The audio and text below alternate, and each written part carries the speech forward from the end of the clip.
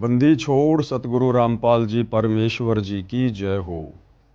परम पिता परमात्मा सारी सृष्टि के रचनहार कुल मालिक असंख्य ब्रह्मांडों के स्वामी जगत गुरु तीनों लोकों में प्रवेश करके सबका धारण पोषण करने वाले राजाधिराज आत्माधार नाथों के नाथ देवों के देव महादेव सर्वेश्वर महेश्वर मृत्युंजय अजरो अमर आदि अनादि सनातनी प्रभु जगत पिता जगदीश्वर श्री श्री 1008 की उपाधि के वास्तविक अधिकारी अकाल मूर्त शब्द स्वरूपी राम वासुदेव सर्वगतम ब्रह्म परम पूज्य प्रथम पूज्य परम संत परम पुरुष परम धनी परम दयालु सत्य कबीर हक्का कबीर अल्लाहु कबीर अल्लाहु अकबर बाखबर अल्लाह ताला जगत के तारणहार जगत के मुक्तिदाता जगत के जगन्नाथ हारे के सहारे हिंदुओं के राम मुसलमानों के अल्लाह सिखों के वाहिगुरु ईसाइयों के मसीह दया के सागर दया निधि करुणा के सागर करुणा निधि स्वयंभू परिभू संकट मोचन कष्ट हरण मंगल करण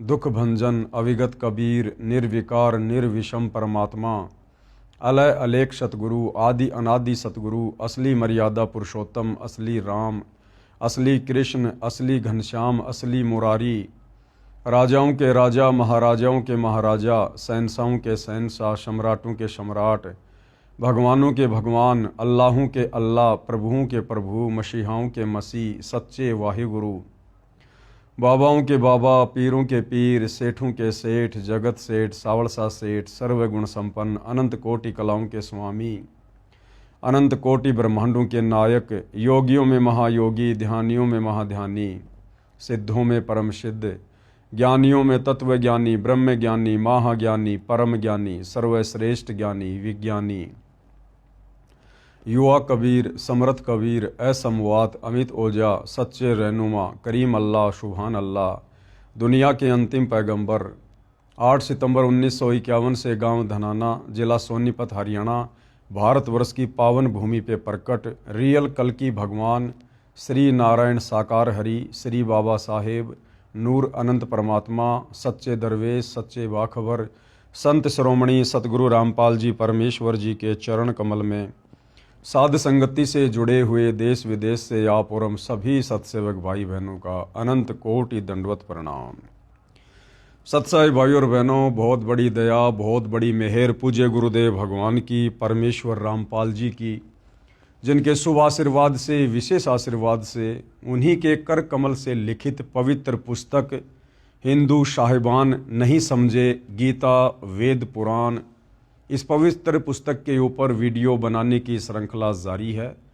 प्रत्येक वीडियो में विशेषकर हिंदू समाज से जुड़े भाई बहनों को अध्यात्म के विषय में बहुत कुछ जानने सीखने और समझने को मिल रहा है।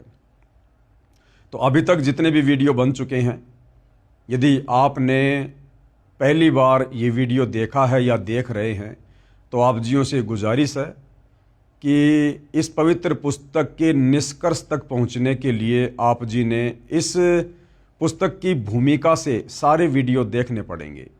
आपने भाग 1 से वीडियो देखने का प्रयास करना है, तभी आप आगे की बातों को समझ पाएंगे। तो भाई और बहनों, पिछले वीडियो में पूज्य गुरुदेव भगवान ने हमें इन पुराणों के विषय में बताया समझाया, साथ में सतयुग से लेकर त्रेता द्वापर ये जितने भी साधु संत महात्मा ऋषिजन थे जिनके बड़े बड़े नाम थे बड़ी बड़ी महिमा थी, जिनकी हम कथाएं सुना करते थे कि फला फला ऋषि ने 7 समुद्रों का पानी पी लिया, वशिष्ठ ऋषि ने ये चमत्कार कर दिया, विश्वामित्र ने ऐसा कारनामा कर दिया, दुर्वासा ऋषि ने अपने एक वचन से 56 करोड़ यादुओं का नाश कर दिया और हम इनको बहुत बड़े सूरमा माना करते थे, सूरमा समझा करते थे।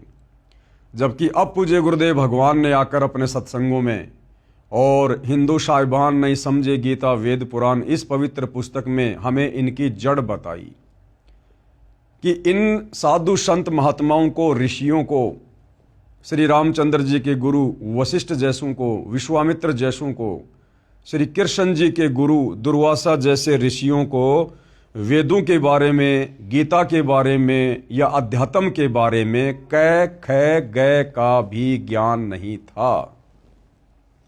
वेदों का हवाला देकर ये लोग केवल उआ बाई बका करते थे।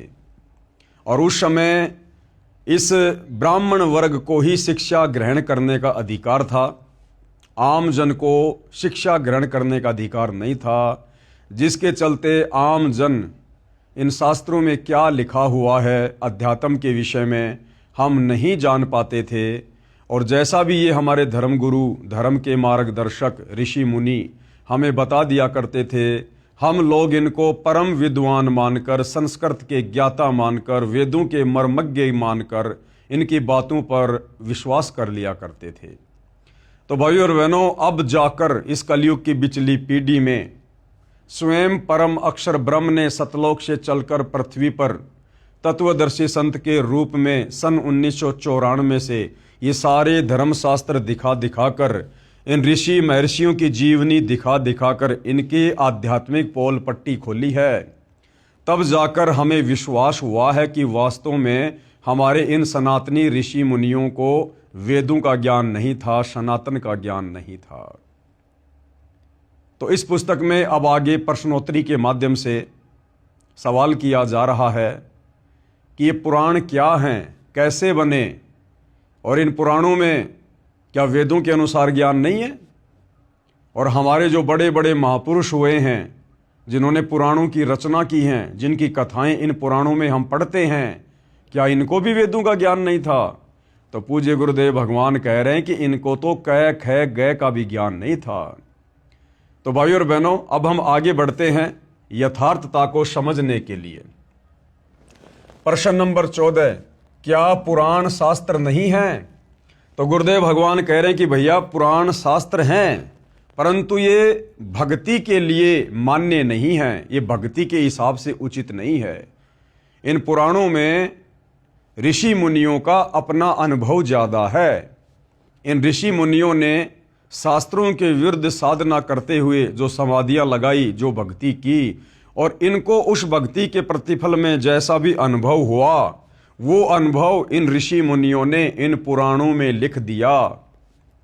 और ऋषि मुनियों का अनुभव यदि वेदों से मेल नहीं खाता है, गीता जी से मेल नहीं खाता है, तो वो शास्त्र भक्ति के योग्य नहीं है।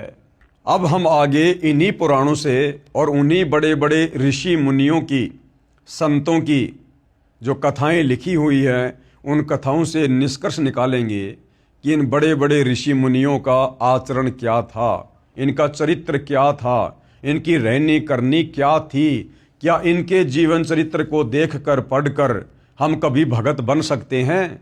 हम सच्ची साधना कर सकते हैं? क्या इन ऋषि मुनियों की साधना वेदों के अनुसार थी? तो उसके लिए गुरुदेव हमें कुछ उदाहरण दे रहे हैं। सबसे पहले दुर्वासा ऋषि का उदाहरण दिया जा रहा है, जो कि द्वापर युग में श्री कृष्ण जी के गुरु थे। एक बार पांडव वनवास में थे। दुर्योधन के कहने से दुर्वासा ऋषि 88,000 ऋषियों को लेकर पांडवों के यहाँ गया। मन में दोष लेकर गया था कि पांडव मेरी मन इच्छा अनुसार भोजन करवा नहीं पाएंगे, मैं उनको श्राप दे दूंगा और वे नष्ट हो जाएंगे। अब गुरुदेव भगवान क्या कह रहे हैं कि जिस दुर्वासा ऋषि को हम बहुत बड़ी तोप माना करते थे कि श्री कृष्ण जी का गुरु तो बहुत पहुंचा हुआ महात्मा होगा, अब गुरुदेव क्या कह रहे हैं, क्या यह नेक व्यक्ति का कर्म है? दुष्ट आत्मा ऐसा करता है। दुर्वासा ऋषि श्री कृष्ण जी के गुरु, जिनको हम बहुत बड़ी तोप समझा करते थे कि जो भगवान का गुरु है वो तो पता नहीं क्या होगा। पूज्य गुरुदेव भगवान ने उसके कर्म को देखते हुए, उसके चरित्र को देखते हुए, एक संत, एक भगत होने के बावजूद और ऐसा दुष्ट आचरण, जिस समय पांडव वनवास भोग रहे थे, उसी समय पांडवों को और अधिक दुखी करवाने के लिए दुर्योधन ने दुर्वासा ऋषि को अपने राजमहल में बुलवाया, उसको बढ़िया बढ़िया खाना खिलाया, बढ़िया उसको दान दक्षिणा दी, अच्छी उसकी सेवा की। क्यों? ताकि दुर्वासा ऋषि मेरे कहने से जंगल में जाकर पांडवों को श्राप दे और वो नष्ट हो जाएं, और फिर मैं दुर्योधन सदा सदा के लिए हस्तिनापुर का राजा बन जाऊंगा। और दुर्वासा ऋषि ठीक दुर्योधन की योजना के अनुसार मन में दोष लेकर पांडवों को श्राप देने की इच्छा से जंगल में चला गया और पांडवों के पास जाकर कहने लगा कि भैया मुझे आज के बोए हुए गेहूं से बनी रोटियां चाहिए, साथ में मुझे मानसरोवर का जल चाहिए, आज ही आम का पौधा बीजा हो, आज ही वो पेड़ बना हो, आज ही उसके फल लगे हों, मुझे वो आम खाने में चाहिए। यानी ऐसी ऐसी डिमांड कर दी जो पूरी हो ही नहीं सकती थी। और दुर्वासा को पता था कि यदि ये मेरी डिमांड पूरी नहीं करेंगे तो मुझे बहाना मिल जाएगा इनको शराप देने का। तो पूज्य गुरुदेव भगवान हमें इन महात्माओं के चरित्र से परिचित करवा रहे हैं कि ए हिंदू समाज के नादान भक्तों, श्रद्धालुओं, हिंदू साहिबानों, तुम अज्ञानता के कारण, नासमझी के कारण, इन शास्त्रों को पढ़कर इनका निष्कर्ष ना निकाल पाने के कारण भक्ति और भगवान के नाम पर भ्रमित हो। इन हमारे ज्ञानहीन धर्म गुरुओं ने जैसा हमारे को मन में आया वैसा ही भक्ति मार्ग पर चलाया और हमें शास्त्र विधि त्याग कर मनमाने आचरण पर लगा दिया और हमें इन पुराणों से मीठी मीठी कथा कहानियां सुनाकर ये अपनी रोजी रोटी का धंधा बनाए हुए थे। अब पता चलेगा भाइयों और बहनों कि असल में संत क्या होता है, असल में भगत क्या होता है, महात्माओं के लक्षण क्या होते हैं, ऋषि मुनियों का आचरण क्या होता है। तो द्वापर युग में श्री कृष्ण जी के धर्म गुरु ऋषि दुर्वासा, जिनकी महिमा पूरे संसार में अब पता चल रहा है, परम अक्षर ब्रह्म तत्वदर्शी संत सतगुरु रामपाल जी के माध्यम से। अब बताओ, इन पुराणों को पढ़कर आप और हम क्या शिक्षा ग्रहण करेंगे, कहां तक हम अध्यात्म में जा सकते हैं। अगर हम इनकी कथाएं पढ़ेंगे दुर्वासा जैसे ऋषियों की, तो हमारे अंदर भी ये कथाएं पढ़ने के चलते इन्हीं के गुण आएंगे, हमारे अंदर भी दुष्टता आएगी, धोखाधड़ी का भाव आएगा। तो बताओ भाइयों और बहनों, इन पुराणों को पढ़ने के चलते और इन पुराणों के अनुसार भक्ति साधना यदि हम करेंगे तो क्या हम कभी भी मुक्ति को प्राप्त करेंगे? कभी नहीं कर सकते। तो दुर्वासा ने सोचा कि मुझे भोजन वो करवा नहीं पाएंगे मेरी इच्छा अनुसार और वे नष्ट हो जाएंगे। अब गुरुदेव कह रहे हैं, क्या यह नेक व्यक्ति का कर्म है? क्या एक नेक व्यक्ति ऐसा करेगा? एक सामान्य व्यक्ति भी ऐसा नहीं कर सकता, जबकि ये तो अपने आप को बहुत बड़े महात्मा समझते थे। दुष्ट आत्मा ऐसा कार्य करता है। विचार करो, क्या कह रहे हैं गुरुदेव कि पुण्यात्माओं विचार करो। दुर्वासा महान तपस्वी था, दुर्वासा तप किया करता था, घोर तप। तप के कारण उसके अंदर सिद्धियां आ जाती थी और सिद्धियों का नाजायज फायदा उठाते हुए किसी को आशीर्वाद देकर लाभ दे देता था तो किसी के ऊपर नाराज होकर उसको श्राप दे दिया करता था, जिस कारण से डरता हुआ समाज इनके आगे नतमस्तक रहता था। समाज इन लोगों की इज्जत इनके गुणों के चलते नहीं करता था, इनकी भक्ति के चलते नहीं करता था, इनके अच्छे आचरण के चलते नहीं करता था। इन लोगों से डरते हुए ये राजा लोग और आम जन इनका आदर सत्कार किया करते थे कि कहीं ये महात्मा गुस्से में आकर हमें कोई शराप ना दे दे और हमारा सत्यानाश ना हो जाए।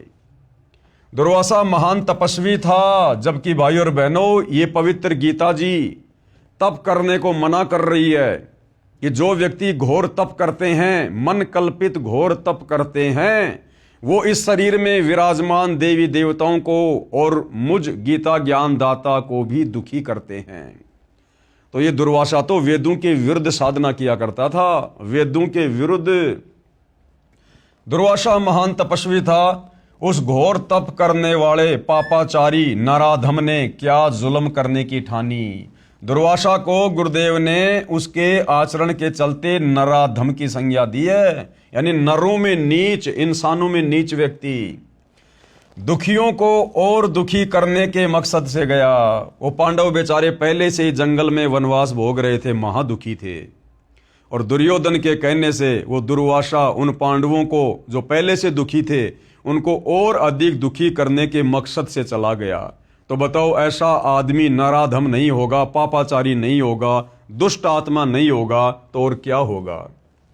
क्या ये राक्षसी कर्म नहीं था? क्योंकि राक्षस ही दूसरों को बेवजह दुखी किया करते थे। क्या यह क्रूर कर्मी नराधाम नहीं था? आगे क्या कह रहे हैं गुरुदेव?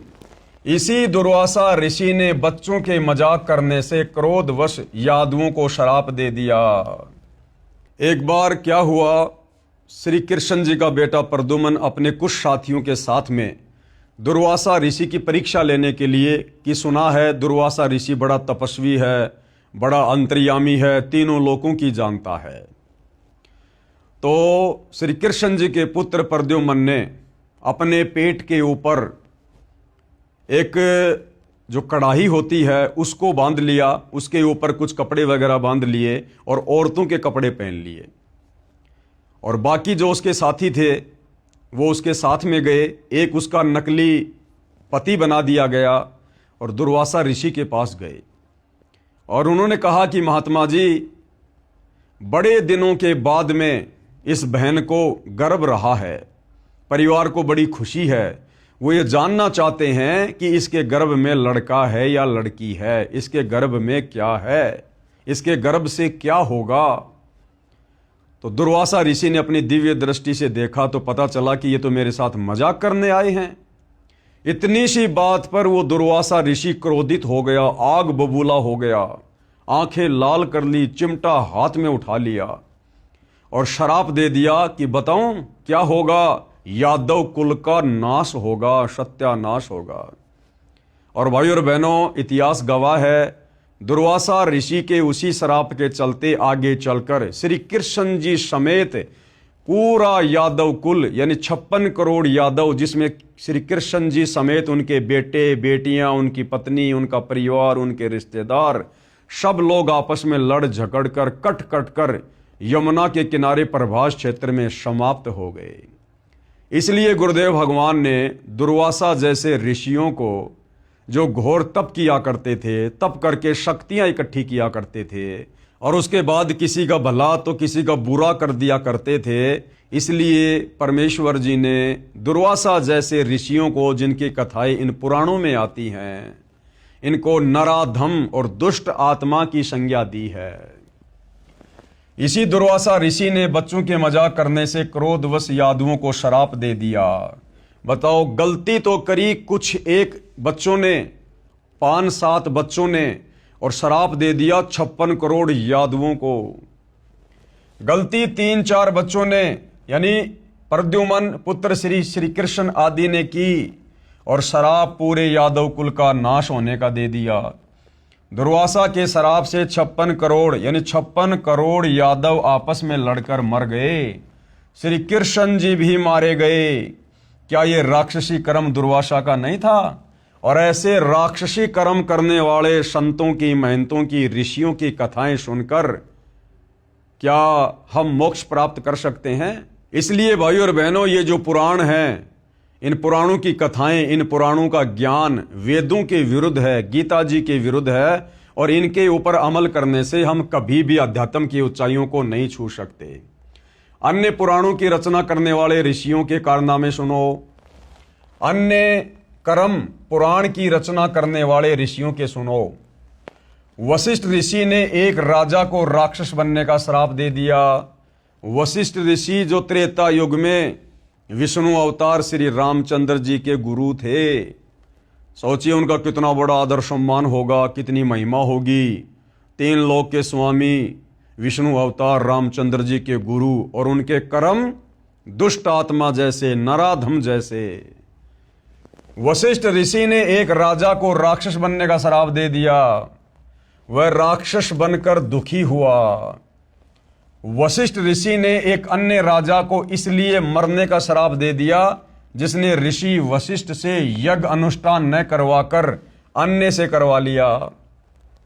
गुरुदेव ने सत्संग में बताया कि एक समय एक राजा ने यज्ञ करवाना था, और यज्ञ करवाने के लिए वो राजा पहले वशिष्ठ ऋषि के पास गया। तो वशिष्ठ ऋषि ने कहा कि भैया, मेरे पास तो पहले से एडवांस बुकिंग है, मैं तेरा यज्ञ 1 साल के बाद करूंगा। राजा वापस आ गया।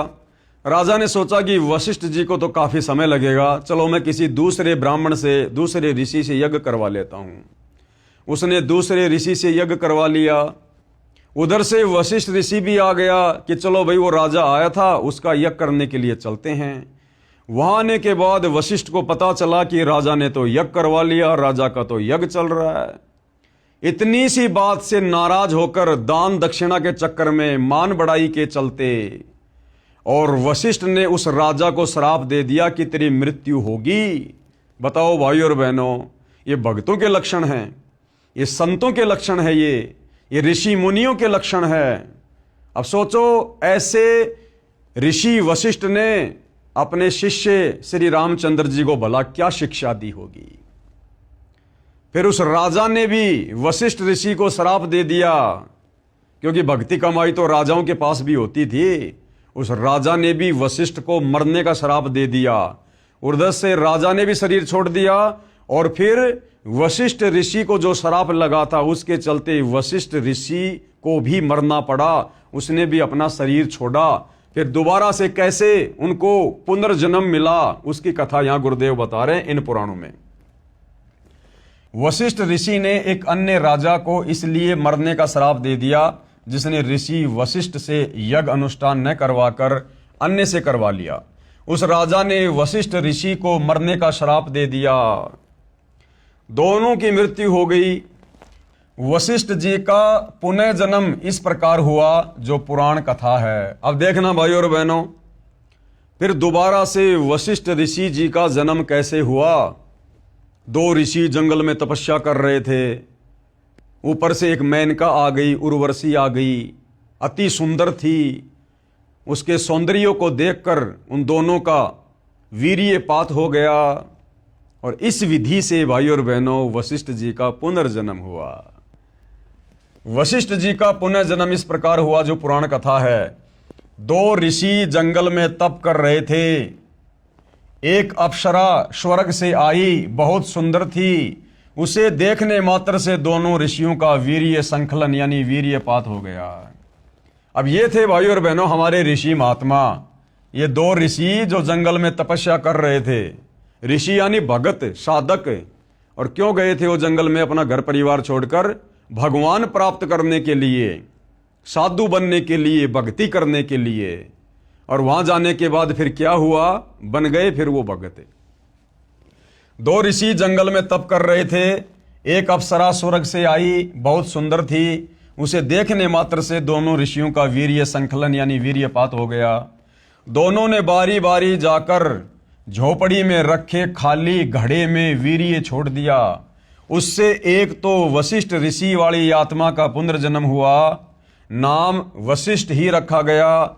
दूसरे का कुंभज ऋषि नाम रखा जो अगस्त ऋषि कहलाया। अब देख लो भाई और बहनों, वशिष्ठ ऋषि और अगस्त ऋषि जिसने एक घूंट में 7 समुद्र पी लिए थे। इस प्रकार से इनकी उत्पत्ति हुई है। यानी इनके जो पैदा करने वाले थे उन दोनों ऋषियों का क्या चरित्र था। अब उनमें से कुछ गुण तो वशिष्ठ और अगस्त में भी आएंगे ना। तो इस प्रकार से फिर इनका पुनर्जन्म हुआ। ये कथाएं भाई और बहनों हम इन पुराणों में पढ़ा करते थे। ये काम सूत्र की कथाएं ज्यादा और भक्ति की कम।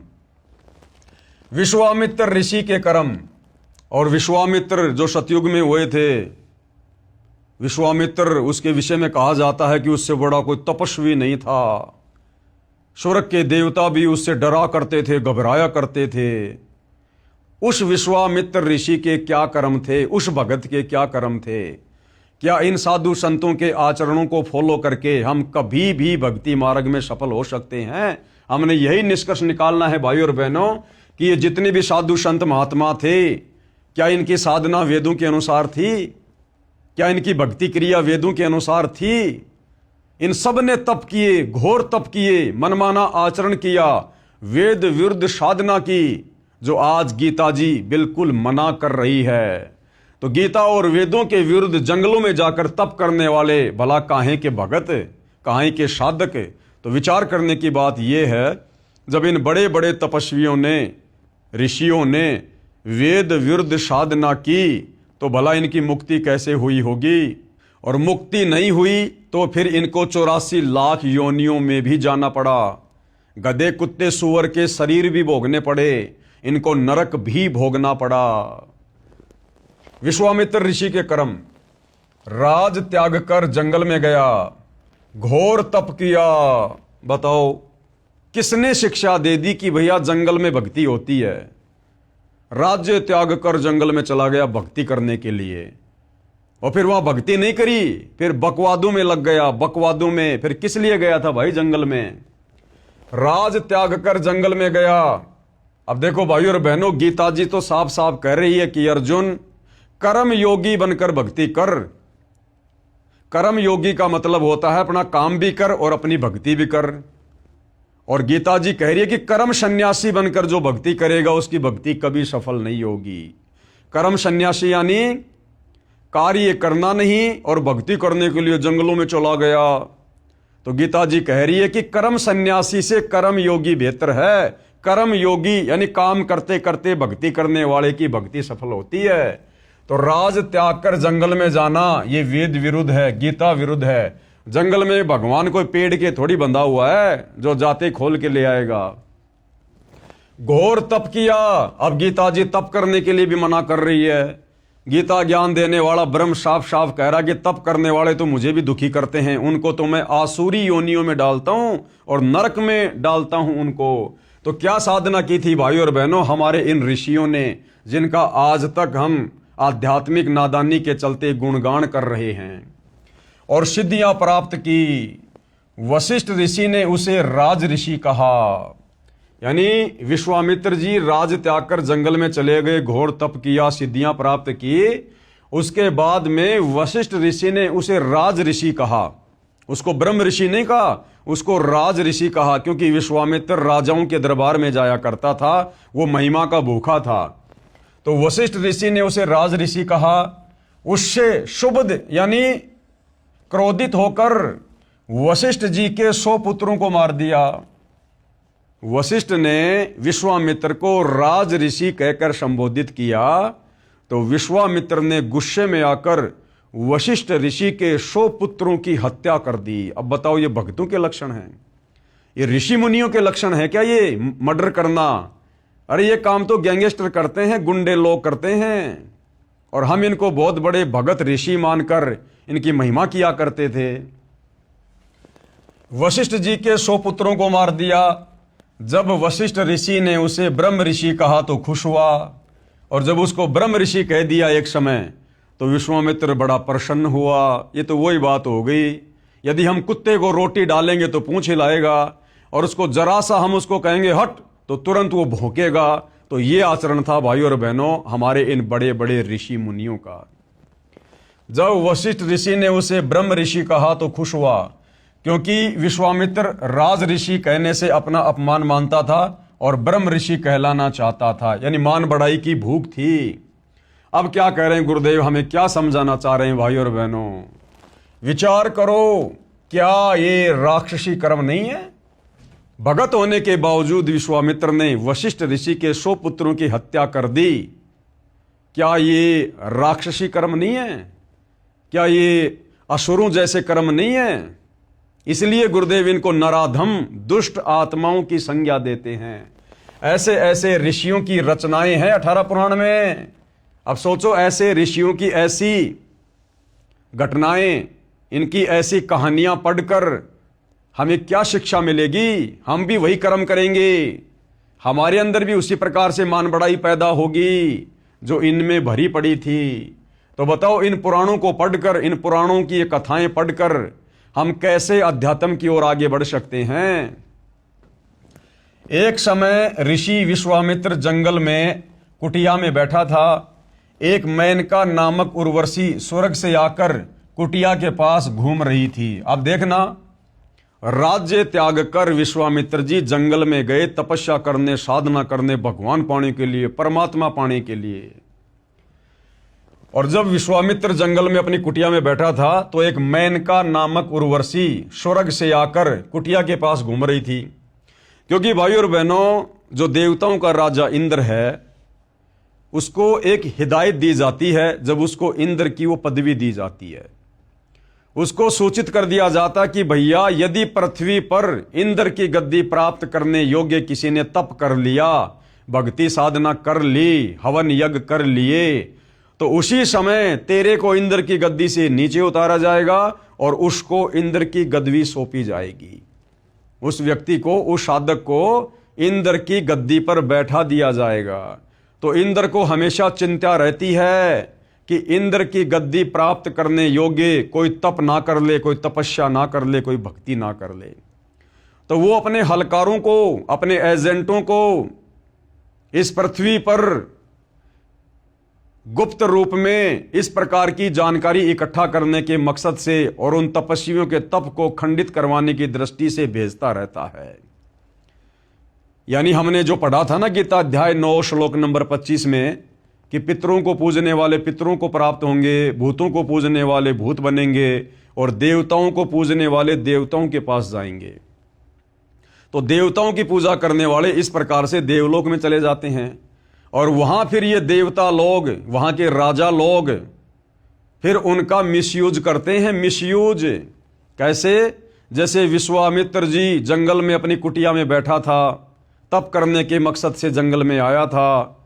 उधर से इंद्र को किसी ने सूचना दे दी, उसके हलकारे ने, उसके सैनिक ने, कि भैया ऐसे ऐसे विश्वामित्र घोर तप कर रहा है। उधर से इंद्र ने वो मेनका भेज दी, वो लड़की भेज दी जो इस पृथ्वी लोक पर भक्ति करके देवताओं की देवलोक में चली गई थी, यानी देवताओं को पूजने वाले देवताओं के लोक में जाएंगे।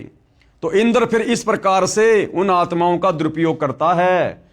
तो इंद्र ने क्या किया कि एक मेनका नामक उर्वशी स्वर्ग से आकर कुटिया के पास घूमने लगी। विश्वामित्र उस पर आसक्त हो गया। बताओ, राज्य छोड़कर गया था, बाल बच्चे छोड़कर गया था, अपनी जो पत्नियां थी उनको छोड़ छाड़ के गया था कि मैं भक्ति करूंगा, भगत बनूंगा, और जंगल में जाकर फिर वही कुकर्म करने लग गया। उस मेनका की सुंदरता को देखकर उसके ऊपर आसक्त हो गया और उससे शारीरिक संबंध बनाए। विश्वामित्र उस पर आसक्त हो गया, पति पत्नी व्यवहार किया, यानी शारीरिक संबंध बनाए। एक कन्या का जन्म हुआ, नाम शकुंतला रखा। कन्या जब 6 महीने की हुई तो उर्वशी स्वर्ग में चली गई। बोली मेरा काम हो गया, तेरी औकात का पता करने इंद्र ने भेजी थी, वह देख ली। जाते जाते उस मेनका ने क्या कहा कि मुझे तो इंद्र ने भेजी थी तेरी औकात का पता करने के लिए कि तू कितना बड़ा भगत है, तू कितना बड़ा तपस्वी है, तू घर छोड़कर, बाल बच्चों को छोड़कर भक्ति करने आया था या बकवाद करने आया था। भाई का इतना सा मुंह हो गया, इतना सा मुंह। कन्या 6 महीने की हुई तो उर्वशी स्वर्ग में चली गई। बोली मेरा काम हो गया, तेरी औकात का पता करने इंद्र ने भेजी थी, वो देख ली। कहते हैं विश्वामित्र उस कन्या को कण्व ऋषि की कुटिया के सामने रखकर फिर से गहरे जंगल में तप करने गया। कण्व ऋषि ने उस कन्या को पाल पोस कर राजा दुष्यंत से विवाह कर दिया। अब एक बार तो भाई ने तपस्या करके किला तोड़ दिया, फिर दोबारा से गहरे जंगल में चला गया। तो गुरुदेव कह रहे हैं दूसरी बार कौन सा वो गीता जी पढ़ के गया था जो बिल्कुल सही साधना की होगी उसने, दोबारा भी वही डले ढोने के लिए चला गया, वेद विरुद्ध साधना करने के लिए। तो क्या कह रहे हैं गुरुदेव? विचार करो, विश्वामित्र पहले उसी गहरे जंगल में घोर तप करके आया ही था। अरे उस गहरे जंगल में तो पहले तप करके आया था, उसके बाद वो अप्सरा के ऊपर आसक्त हो गया और दोबारा से गहरे जंगल में चला गया और आते ही वशिष्ठ जी के पुत्र मार डाले, उर्वशी से उलझ गया, नाश करवाकर फिर डले ढोने गया। फिर क्या वह गीता पढ़कर गया था कि दूसरी बार जंगल में कौन सा वो गीता जी पढ़ के गया था जो बिल्कुल सही साधना करके आया होगा, वो ही डले उसने दोबारा से ढोए। उसी लोकवेद के अनुसार शास्त्र विधि रहित मनमाना आचरण किया। फिर विश्वामित्र ऋषि ने राजा हरिश्चंद्र से छल करके राज्य लिया। बताओ, फिर विश्वामित्र ने राजा हरिश्चंद्र से छल करके, धोखा करके और उसका राज्य छीन लिया।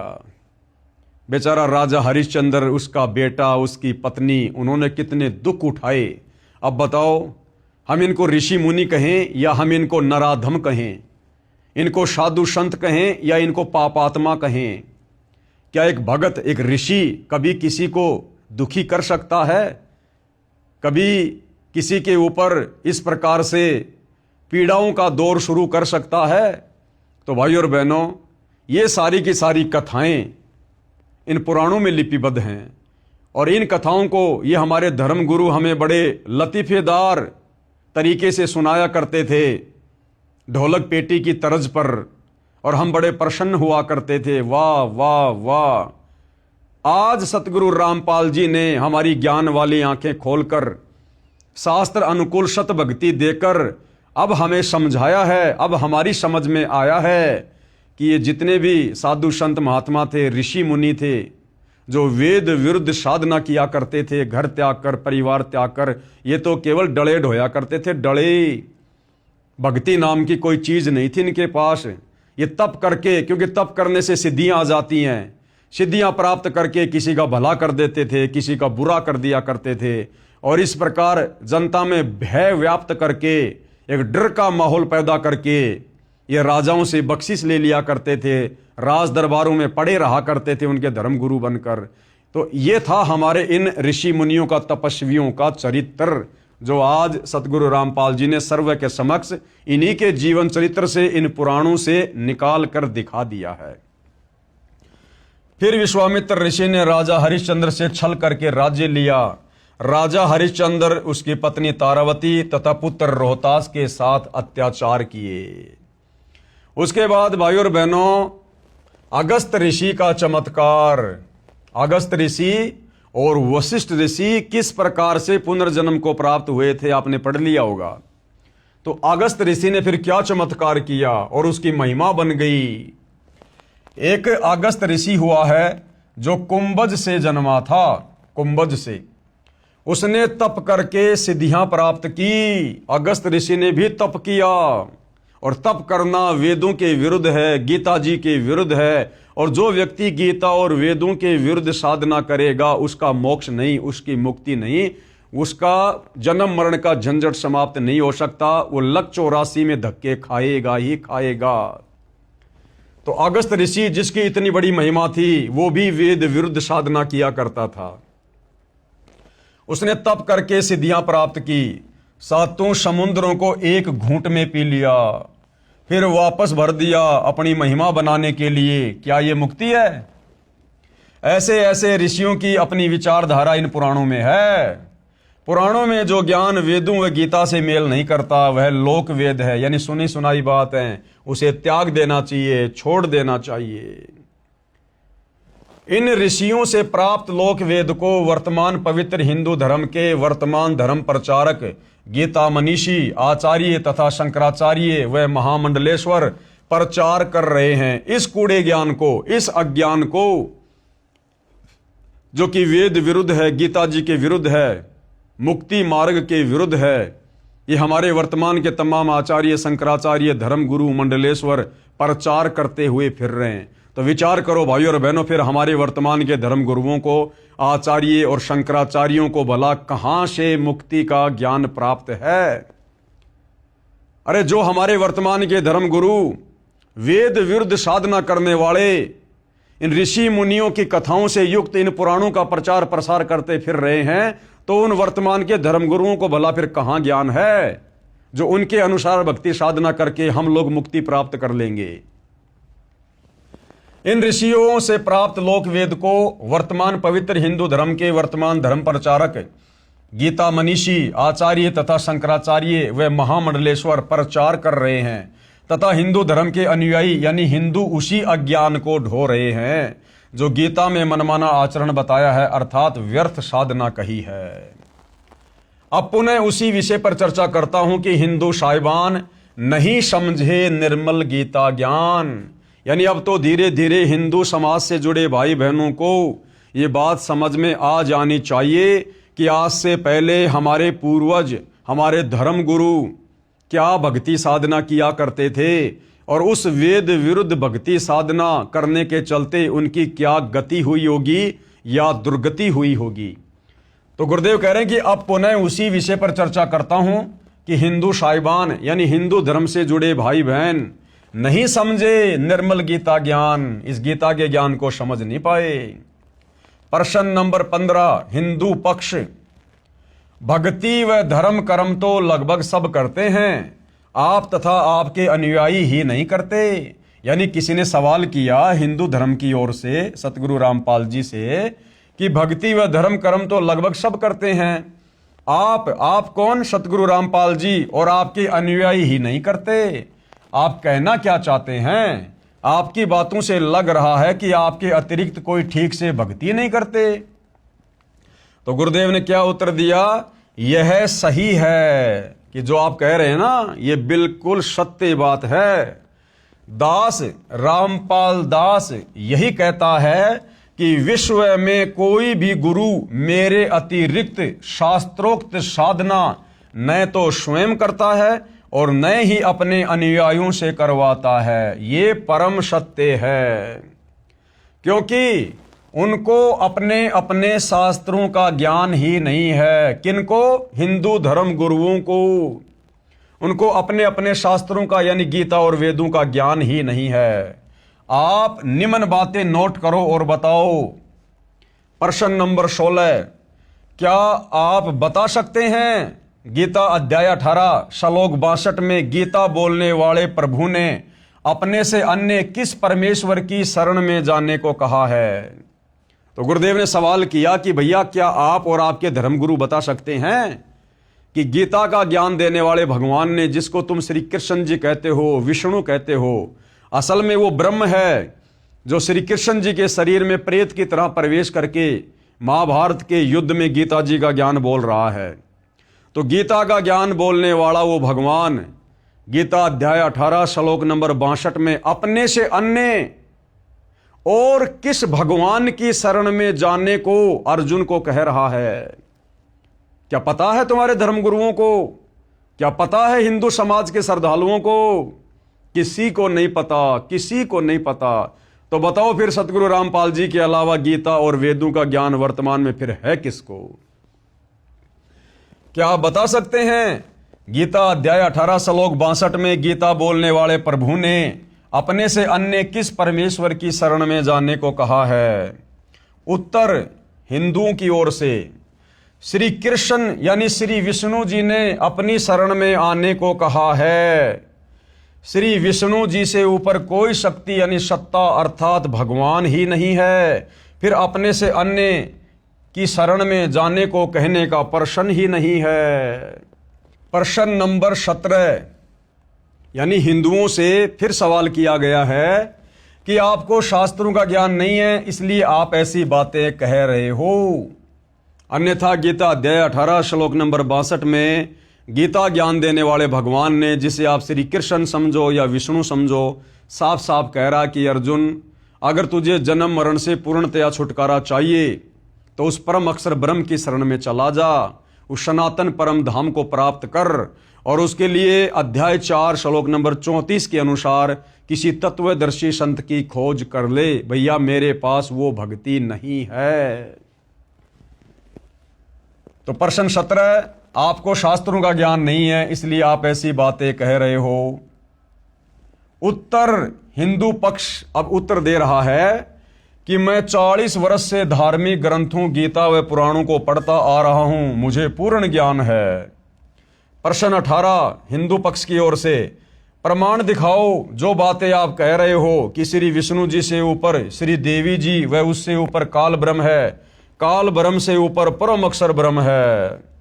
तो उत्तर दे रहे हैं गुरुदेव भगवान, आप झूठ कह रहे हो कि श्री विष्णु जी से ऊपर कोई परमात्मा यानी शक्ति नहीं है।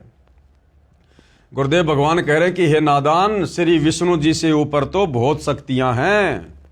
अब ये प्रमाण करके दिखाएंगे गुरुदेव भगवान हिंदू शास्त्रों से। पेश है प्रमाण के लिए संक्षिप्त श्रीमद् देवी भागवत पुराण के प्रथम स्कंद के अध्याय 4 पेज नंबर 44 और 45 की फोटोकॉपी, जिसमें श्री विष्णु जी ने कहा है कि मैं देवी दुर्गा अष्टंगी की भक्ति करता हूं। जो हिंदू भाई ये कहते हैं ना कि श्री विष्णु जी से ऊपर और कोई भगवान नहीं, कोई परमात्मा नहीं है, ये अजन्मा है, अनादि है, सर्वेश्वर है, महेश्वर है, तो भैया हमारे धर्मशास्त्रों में श्रीमद् देवी भागवत पुराण प्रथम स्कंद चौथा अध्याय पेज नंबर 44 और 45 इसकी फोटो कॉपी दिखाई जा रही है भाई, जिसमें श्री विष्णु जी स्वयं स्वीकार कर रहे हैं कि मैं देवी दुर्गा से ऊपर किसी को परम शक्ति नहीं मानता। यानी मेरे से ऊपर तो देवी दुर्गा है और देवी दुर्गा से ऊपर मैं किसी को परमात्मा नहीं मानता, और मैं तो खुद देवी दुर्गा की भक्ति करता हूं। तो विष्णु जी से ऊपर तो देवी दुर्गा हो गई। फिर आगे चलकर देवी दुर्गा कह रही है कि मेरी भक्ति भी छोड़ दो, तुम ब्रह्म की भक्ति करो, ब्रह्म की भक्ति जो कि ब्रह्म लोक में रहता है, ओम उसका मंत्र है। फिर आगे चलकर गीता में वो ब्रह्म भी अध्याय 18 श्लोक नंबर 62 में मना कर रहा कि भैया अगर पूर्ण मुक्ति चाहिए तो परम अक्षर ब्रह्म की शरण में जा। तो ये है भाइयों और बहनों श्रीमद् देवी भागवत पुराण पहला स्कंद चौथा अध्याय, और इसका पेज नंबर है ये 44। ब्रह्मा जी ने पूछा, प्रभु, यानी एक बार श्री ब्रह्मा जी ने विष्णु जी से पूछा, जब विष्णु जी तपस्या कर रहे थे तो ब्रह्मा जी ने पूछा, प्रभु आप देवताओं के अध्यक्ष, जगत के स्वामी और भूत भविष्य एवं वर्तमान सभी जीवों के एकमात्र शासक हैं। अब बताओ, ब्रह्मा जी को भी अध्यात्म ज्ञान नहीं है, क्योंकि ब्रह्मा जी श्री विष्णु से ऊपर किसी को परमात्मा मान ही नहीं रहा था। और जब एक बार विष्णु जी तपस्या कर रहे थे, अब ये तपस्या करना गीता जी में मना है, वेदों में मना है। अब बताओ भाई और बहनों, आप हिंदू भाई बहनों के अनुसार यदि गीता जी का ज्ञान श्री कृष्ण उर्फ श्री विष्णु जी ने कहा है, तो भैया श्री विष्णु जी तो गीता जी में अर्जुन को तपस्या करने के लिए मना कर रहे हैं कि घोर तप करने वाले तो मुझे दुखी करते हैं, परेशान करते हैं, उनको तो मैं आसुरी योनियों में डालता हूं, भूत प्रेत और पितर की योनियों में डालता हूं। और वही तुम्हारा विष्णु तप कर रहा था जब ब्रह्मा जी उसके पास गया। तो इससे स्पष्ट होता है कि गीता जी का ज्ञान श्री विष्णु अर्थात श्री कृष्ण जी ने नहीं दिया। श्री कृष्ण और श्री विष्णु को तो पता ही नहीं गीता में बोला क्या गया है। श्री कृष्ण के शरीर में प्रेतवश प्रवेश करके इस काल ब्रह्म ने यह गीता जी का ज्ञान दिया। अन्यथा यदि श्री विष्णु जी ने ज्ञान दिया होता तो विष्णु जी तो भैया गीता में घोर तप करने के लिए मना कर रहे हैं। और यहां जब श्री ब्रह्मा जी ने देखा कि विष्णु जी तो तपस्या कर रहे हैं, तो ब्रह्मा जी को भी ज्ञान नहीं। ब्रह्मा जी श्री विष्णु जी को सबका भगवान कह रहा है कि आपसे बढ़कर और कौन भगवान है और आप किसकी प्राप्ति के लिए तपस्या कर रहे हैं। ब्रह्मा जी ने पूछा, प्रभु आप देवताओं के अध्यक्ष, जगत के स्वामी और भूत भविष्य एवं वर्तमान सभी जीवों के एकमात्र शासक हैं, यानी स्वामी हैं, भगवान हैं। भगवान फिर आप क्यों तपस्या कर रहे हैं और किस देवता की आराधना में ध्यान मग्न हैं? मुझे असीम आश्चर्य तो ये हो रहा है कि आप देवेश्वर एवं सारे संसार के शासक होते हुए भी समाधि लगाए बैठे हैं। अब गीता और वेदों में कहीं है विधान समाधि लगाने का, तपस्या करने का, जो ये विष्णु जी कर रहे हैं? तो विष्णु जी खुद वेदों के विरुद्ध साधना कर रहे हैं। इसलिए गुरुदेव भगवान कहते हैं कि ब्रह्मा विष्णु महेश को भी वेदों का ज्ञान नहीं, अगर होता तो ये डरे नहीं डोते। ब्रह्मा जी के ये विनीत वचन सुनकर भगवान श्री हरि यानी विष्णु जी उनसे कहने लगे, ब्रह्मन यानी हे ब्रह्मा जी, सावधान होकर सुनो, मैं अपने मन का विचार व्यक्त करता हूं। देवता, दानव और मानव सब यही जानते हैं कि तुम सृष्टि करते हो, मैं पालन करता हूं और शंकर संहार किया करते हैं। किंतु फिर भी वेद के पारगामी पुरुष अपनी युक्ति से यह सिद्ध करते हैं कि रचने, पालने और संहार करने की यह योग्यता जो हमें मिली है, इसकी अधिष्ठात्री शक्ति देवी है। शक्ति देवी यानी दुर्गा। अब बताओ भाई, जो हिंदू धर्म के भाई बहन सवाल कर रहे थे ऊपर कि श्री विष्णु से बढ़कर और कोई भगवान नहीं, कोई परमात्मा नहीं, साबित करो, कहां लिखा हुआ है? तो गुरुदेव भगवान ने श्री देवी भागवत पुराण प्रथम स्कंद चौथा अध्याय पेज नंबर 44 और 45 पर साबित कर दिया भाई। ये हमारे धर्मगुरु रात दिन इन पुराणों की कथाएं हमें सुनाते हैं। इन्हीं में लिखा हुआ दिखा दिया पूज्य गुरुदेव भगवान ने, सतगुरु रामपाल जी ने, कि ना तो ब्रह्मा जी को ज्ञान और ना श्री विष्णु जी को वेद ज्ञान, जो तपस्या कर रहे हैं, समाधि लगाए बैठे हैं और कह रहे हैं कि दुनिया की नजरों में तो यही है, संसार की नजरों में तो यही है कि ब्रह्मा तुम तो संसार की सृष्टि करते हो, मैं विष्णु पालन पोषण करता हूं और शंकर सबका संहार करता है। किंतु वेद के पारगामी पुरुष, यानी जिनको वेदों का कंप्लीट ज्ञान है, तत्वदर्शी संत, वो अपनी युक्ति से ये साबित करते हैं क्या? फिर भी वेद के पारगामी पुरुष अपनी युक्ति से ये सिद्ध करते हैं कि रचने, पालने और श्रृंगार करने की ये योग्यता जो हमें मिली है, इसकी अधिष्ठात्री शक्ति देवी है। क्योंकि समुद्र मंथन के दौरान इन तीनों देवताओं को यहाँ की व्यवस्था संभालने के लिए, चलाने के लिए इस काल ब्रह्म के आदेश से देवी दुर्गा ने ही शक्तियां दी थी।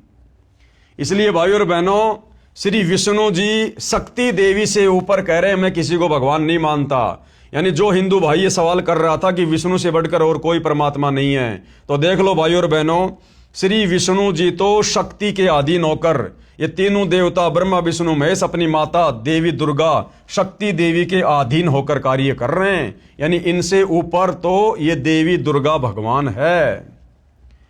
वे कहते हैं कि संसार की सृष्टि करने के लिए तुम में राजसी शक्ति का संचार हुआ है। यानी ब्रह्मा जी रजोगुण हैं, मुझे यानी विष्णु सात्विक शक्ति मिली है, यानी श्री विष्णु जी सतोगुण युक्त हैं, और रुद्र यानी शंकर, रुद्र में तामसी शक्ति का आविर्भाव हुआ है, यानी श्री शंकर जी तमोगुण हैं। उस शक्ति के अभाव में तुम इस संसार की सृष्टि नहीं कर सकते, मैं पालन करने में सफल नहीं हो सकता, और रुद्र यानी शंकर जी से संहार कार्य होना भी असंभव नहीं।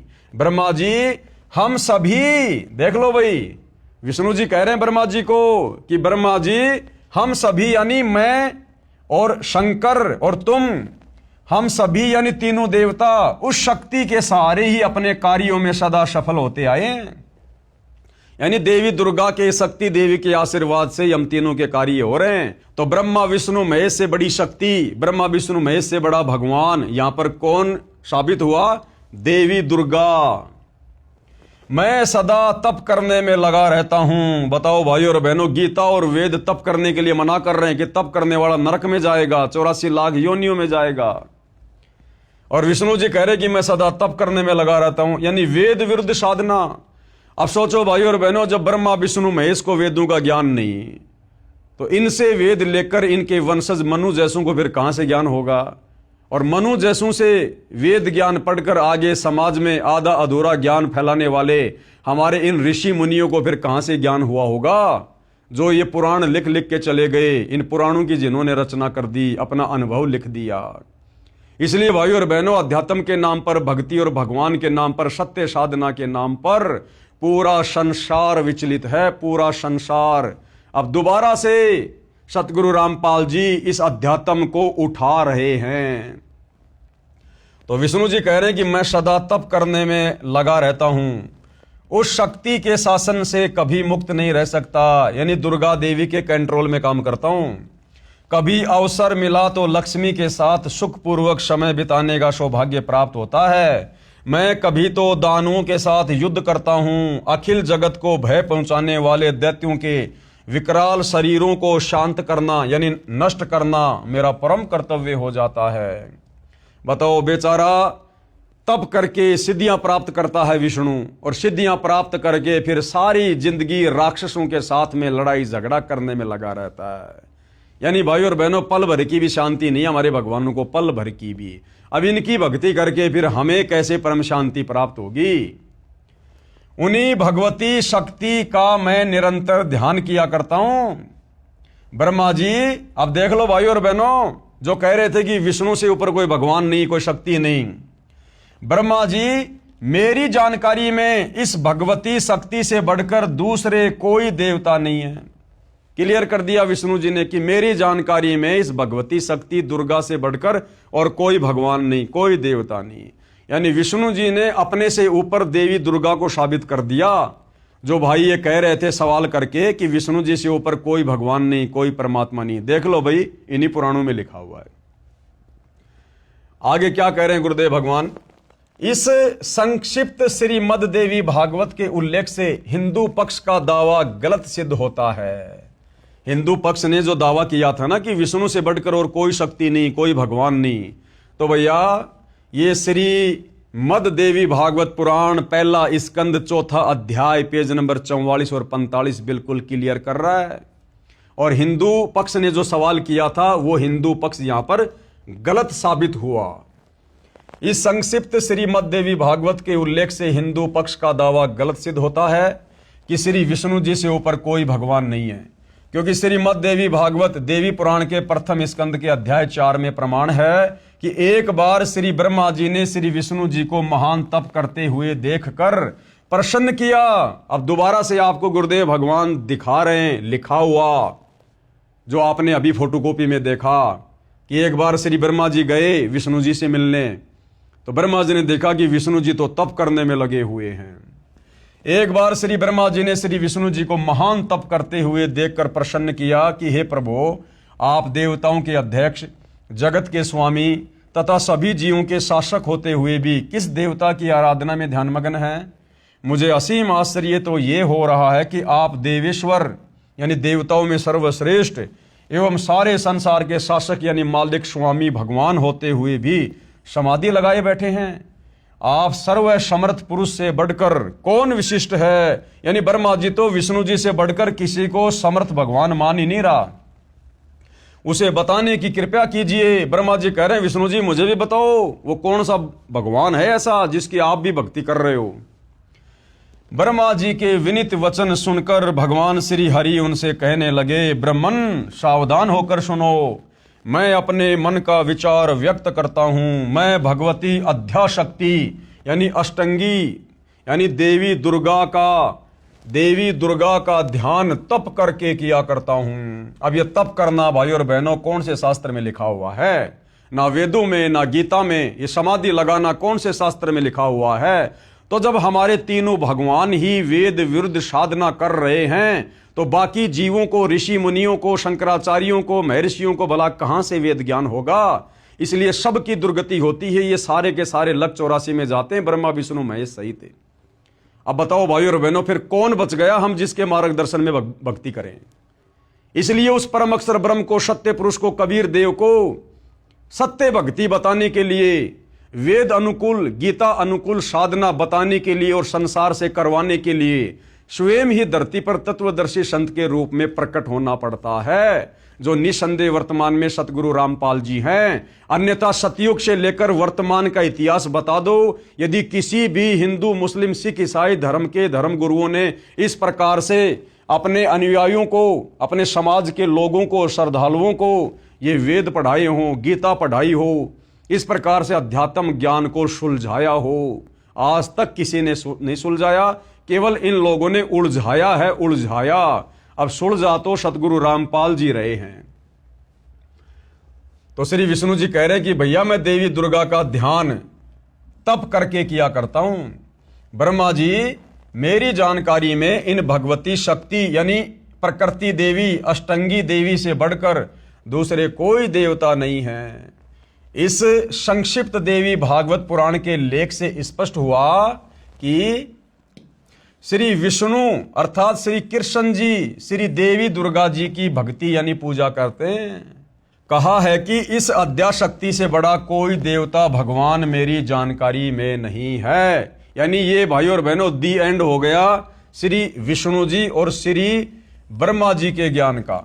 दी एंड हो गया, क्योंकि ब्रह्मा जी तो विष्णु से बढ़कर किसी को भगवान नहीं मान रहे थे और विष्णु जी कह रहे हैं कि मैं देवी दुर्गा से बढ़कर किसी को भगवान नहीं मानता। तो हमारे भगवान को किस स्तर का ज्ञान है आप जी देख लीजिएगा।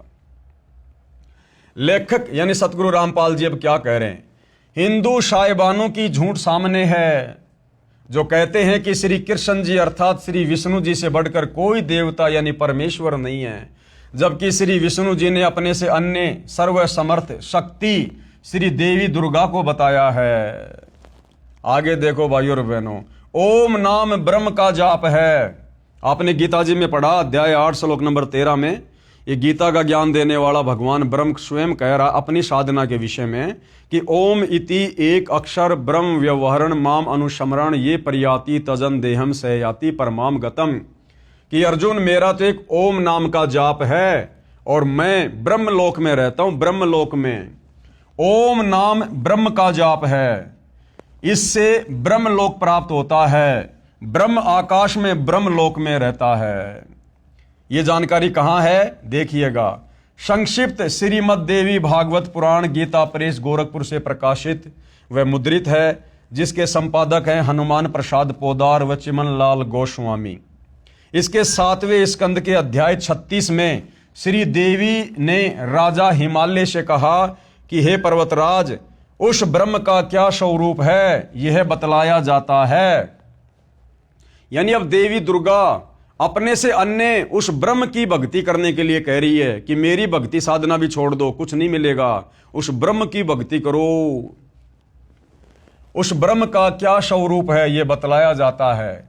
श्री देवी जी ने पहले तो कहा कि मेरी भक्ति करो तो ऐसे करो जैसे अध्याय 35 में बताया है, परंतु मेरी व अन्य सबकी भक्ति छोड़कर उस एकमात्र परमात्मा को ही जानो। किसको? ब्रह्म को। दूसरी सब बातों को छोड़ दो। यही अमृत स्वरूप परमात्मा के पास पहुंचाने वाला पुल है। संसार समुद्र से पार होकर अमृत स्वरूप परमात्मा को प्राप्त करने का यही सुलभ साधन है। इस आत्मा का ओम के जप के साथ ध्यान करो। यानी ओम नाम किसका? उस ब्रह्म का। ब्रह्म कहाँ रहता है? ब्रह्मलोक में। और गीता जी अध्याय 8 श्लोक नंबर 16 में वो ब्रह्म खुद कह रहा है कि भैया ब्रह्मलोक पर्यंत सर्वलोक पुनरावृत्ति में है। यानी ब्रह्मलोक में गया हुआ साधक भी वापस जन्म मरण में है, मुक्ति नहीं है। इस आत्मा का ओम के जप के साथ ध्यान करो। तो देवी दुर्गा अपने से ऊपर ओम नाम की साधना करने को कह रही है, जो कि ब्रह्म साधना है। इससे अज्ञानमय अंधकार से सर्वदा परे और संसार समुद्र से उस पार जो ब्रह्म है उसको पा जाओगे, तुम्हारा कल्याण हो। वह यह सबका आत्मा ब्रह्म ब्रह्मलोक रूप दिव्य आकाश में रहता है। कहाँ रहता है? ब्रह्मलोक रूप दिव्य आकाश में। गीता अध्याय 18 श्लोक 62 में गीता ज्ञानदाता यानी ब्रह्म ने कहा है। अब देवी दुर्गा ने टोपी किसके ऊपर पहना दी? ब्रह्म के ऊपर, कि भैया मेरी भक्ति से भी कुछ नहीं मिलेगा, उस ब्रह्म की भक्ति करो। अब वो ब्रह्म क्या कह रहा है गीता जी का ज्ञान देते समय अर्जुन को अध्याय 18 श्लोक नंबर 62 में कि भैया मेरी भक्ति से भी कुछ नहीं होगा, मेरी भक्ति से भी जन्म मरण का रोग समाप्त नहीं होगा, गधे कुत्ते सुअर बनने से नहीं बच सकते, नरक में जाने से नहीं बच सकते। अब वो ब्रह्म अपने से अन्य भगवान की भक्ति करने के लिए कह रहा है। गीता अध्याय 18 श्लोक 62 में गीता ज्ञानदाता यानी ब्रह्म ने कहा है कि परम शांति प्राप्त करनी है, अर्थात जन्म मरण से छुटकारा चाहता है तथा सनातन परम धाम को प्राप्त करना चाहता है। सनातन परम धाम यानी जहां जाने के बाद भगत वापस लौटकर काल के लोक में नहीं आता, जन्म मरण में नहीं आता। सनातन परम धाम यानी सतलोक। तो उस परमेश्वर की शरण में जा जिसको गीता अध्याय 8 श्लोक 3 में परम अक्षर ब्रह्म कहा है। अब बताओ, अध्याय 18 श्लोक 62 में गीता ज्ञान देने वाले ब्रह्म ने जिस ब्रह्म की भक्ति करने के लिए दुर्गा कह रही है, उस ब्रह्म ने कह दिया अर्जुन को कि भैया अगर तुझे सदा सदा के लिए जन्म मरण से छुटकारा पाना है तो उस परमेश्वर की शरण में जा, जिसको उसी गीता ज्ञानदाता ने अध्याय 8 श्लोक नंबर 3 में परम अक्षर ब्रह्म कहा है, सत्य पुरुष कहा है, कबीर देव कहा है। तथा गीता अध्याय 8 श्लोक 8, 9, 10 में कहा है कि जो उस परम अक्षर ब्रह्म की भक्ति करता है उसी को प्राप्त होता है। यानी अपने से अन्य उस परम अक्षर ब्रह्म की भक्ति करने के लिए ये ब्रह्म स्वयं कह रहा है। गीता अध्याय 15 श्लोक 4 में गीता ज्ञानदाता ने यानी इस ब्रह्म ने कहा है कि तत्व ज्ञान रूपी शस्त्र से अज्ञान को काटकर उसके पश्चात परमेश्वर के उस परम पद की खोज करनी चाहिए, जहां जाने के पश्चात साधक लौटकर संसार में नहीं आते। जिसने संसार की रचना की है उसकी भक्ति कर, यानी गीता ज्ञान देने वाला ब्रह्म तो अपने से अन्य उस परम अक्षर ब्रह्म की भक्ति करने की सलाह दे रहा है। गीता बोलने वाला क्षर ब्रह्म यानी काल निरंजन है, वह परम अक्षर ब्रह्म की भक्ति करने को कह रहा है। क्लियर कर दिया गुरुदेव भगवान ने। विचार करें। अब पूज्य गुरुदेव भगवान क्या कह रहे हैं कि भाई विचार करो। श्री कृष्ण जी अर्थात श्री विष्णु जी श्री देवी दुर्गा को सबसे बड़ी बता रहे हैं। फिर श्री देवी दुर्गा ब्रह्म यानी क्षर पुरुष को समर्थ बता रही है, और फिर ये क्षर पुरुष यानी ब्रह्म किसको बड़ा बता रहा है? ये देवी दुर्गा उस ब्रह्म की भक्ति के लिए कह रही है। और जो ब्रह्म है यानी गीता ज्ञान देने वाला काल, वो अपने से समर्थ, सबकी उत्पत्ति करता, सबके धारण पोषण करता पुरुषोत्तम अविनाशी परमेश्वर की भक्ति करने को कह रहा है। और भाइयों और बहनों, उस अविनाशी परमेश्वर की भक्ति, परम अक्षर ब्रह्म की भक्ति वो कैसे मिलेगी? उसके लिए यही गीता का ज्ञान देने वाला ब्रह्म काल अध्याय 4 श्लोक नंबर 34 में कह रहा कि अर्जुन, उस तत्वदर्शी संत की शरण में जा, वो तुझे परम अक्षर ब्रह्म की भक्ति के विषय में तत्व ज्ञान बताएगा। और उस तत्वदर्शी संत के बताए अनुसार भक्ति साधना करने से भाई सदा सदा के लिए तेरा जन्म मरण से छुटकारा होगा, और तू उस सनातन परम धाम सतलोक में चला जाएगा, जहां जाने के बाद साधक वापस लौटकर संसार में फिर कभी नहीं आता है। तो भाइयों और बहनों, आज वही परम अक्षर ब्रह्म स्वयं तत्वदर्शी संत बनकर सतगुरु रामपाल जी के नाम से धरती पर प्रकट है। निसंदेह ये समस्त प्रमाण अपनी आंखों से देखकर आपको यकीन हो जाना चाहिए कि ऐसा निर्मल ज्ञान, ऐसा पाक साफ ज्ञान, ऐसा शुद्ध ज्ञान, ऐसा निर्णायक ज्ञान सतयुग से लेकर आज तक ना किसी ने दिया और ना आगे कोई दे पाएगा। तो पहचानने में भाई बहनों को देरी नहीं करनी चाहिए कि सतगुरु रामपाल जी क्या परम शक्ति है। और यदि इनकी शरण में आकर सत्य साधना नहीं की तो युगों युगों फिर इस काल ब्रह्म के जाल में फंसे रहेंगे, और इसी प्रकार से गधे कुत्ते सुअर के शरीर भोगते रहेंगे, नरक में कष्ट उठाते रहेंगे। इससे सिद्ध हुआ कि हिंदू गुरु साहिबानों को अपने सदग्रंथों का ही ज्ञान नहीं है।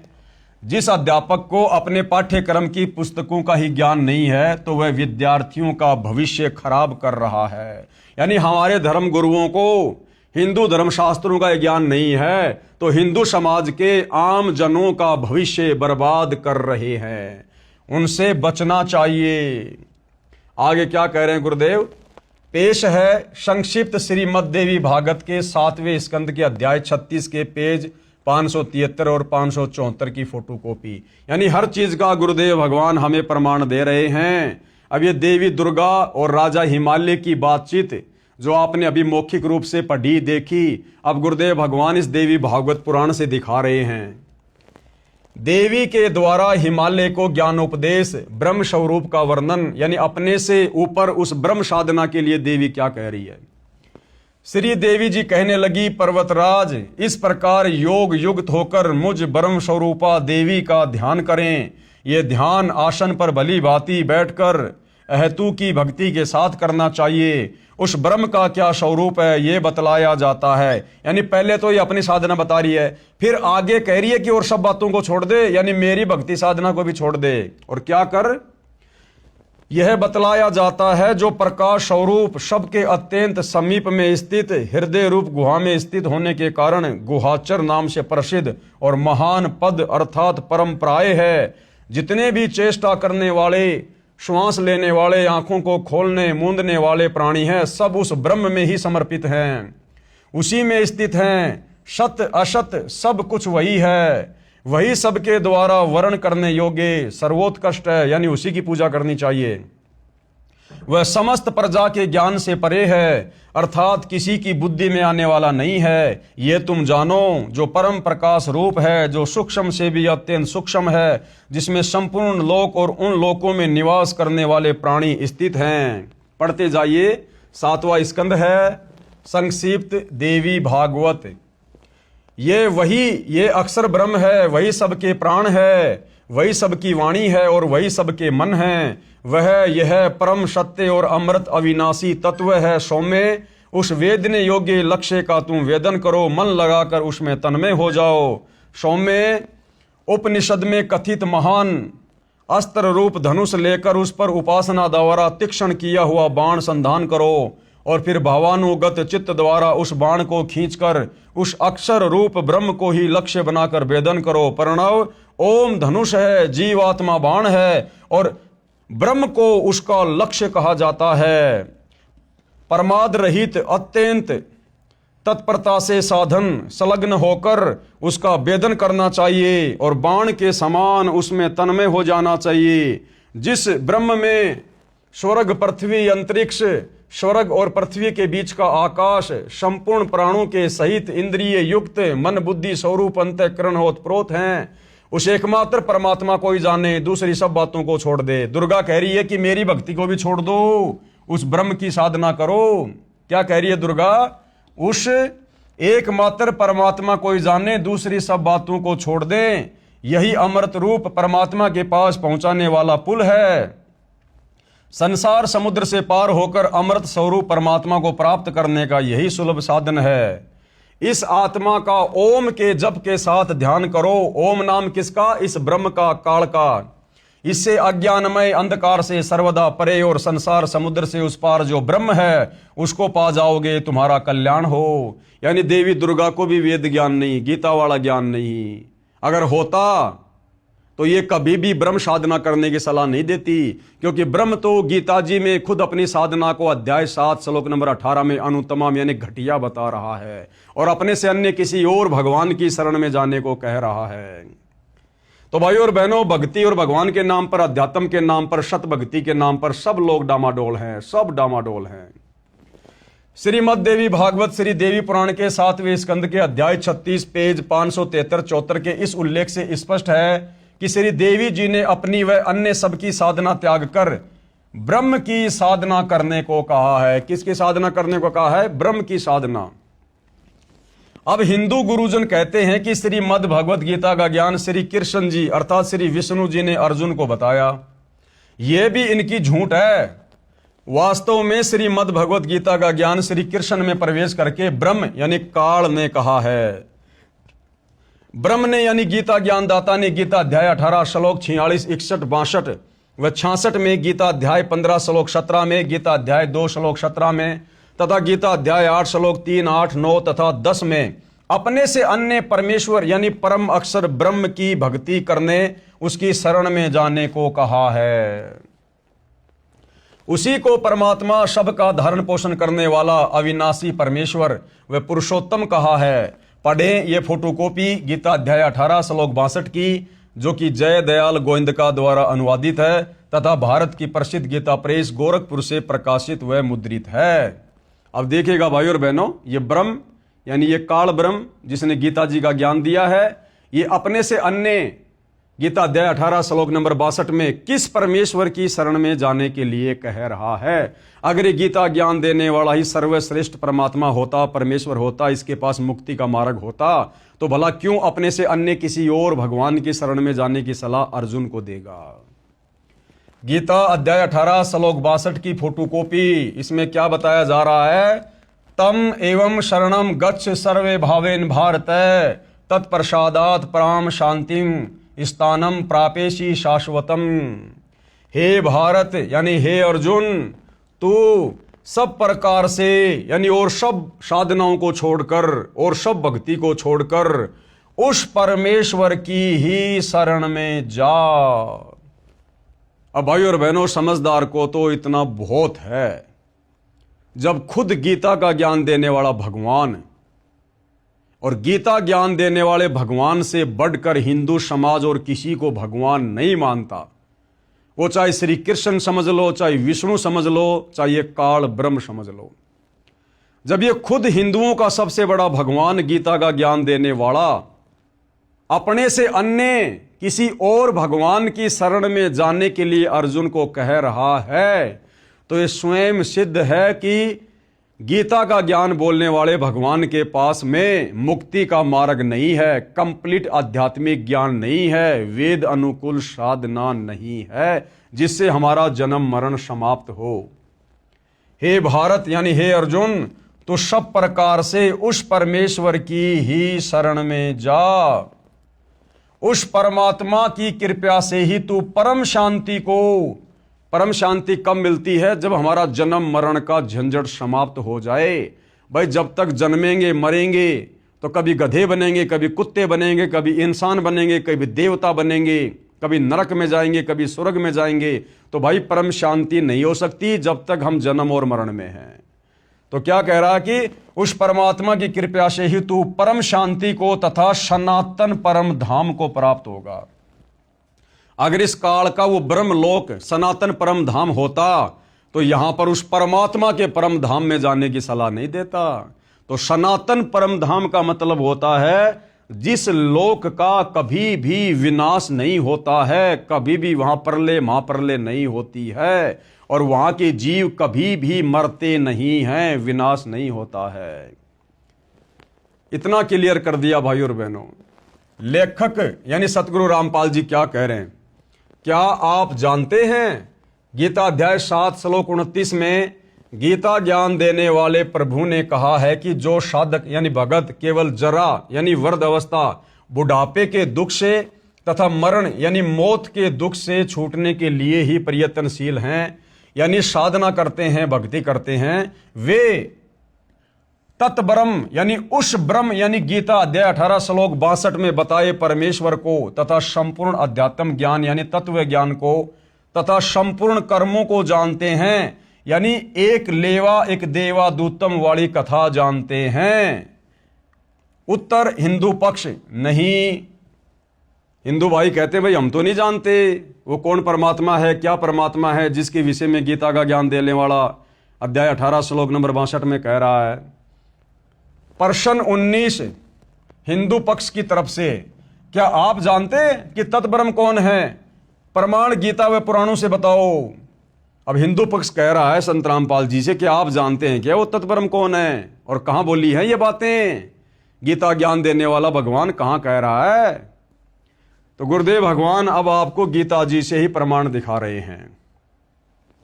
उत्तर लेखक यानी सतगुरु रामपाल जी ने कहा, हां सुनो मैं जानता हूं। गीता अध्याय 8 श्लोक 1 में अर्जुन ने गीता ज्ञान देने वाले इस काल ब्रह्म से प्रश्न किया, किम तत्ब्रह्म, कि वह तत्ब्रह्म क्या है, यानी तेरे से अन्य वो परमात्मा कौन है, क्या है, जिसके विषय में आपने यानी गीता ज्ञान देने वाले ने गीता अध्याय 7 श्लोक 29 में कहा है।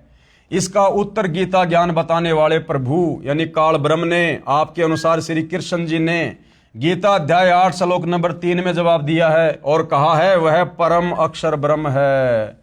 साफ साफ बताया है कि वो तत्ब्रह्म क्या है, परम अक्षर ब्रह्म है, वो सत्य पुरुष है, वो कबीर देव है जो सनातन परम धाम सतलोक में रहता है।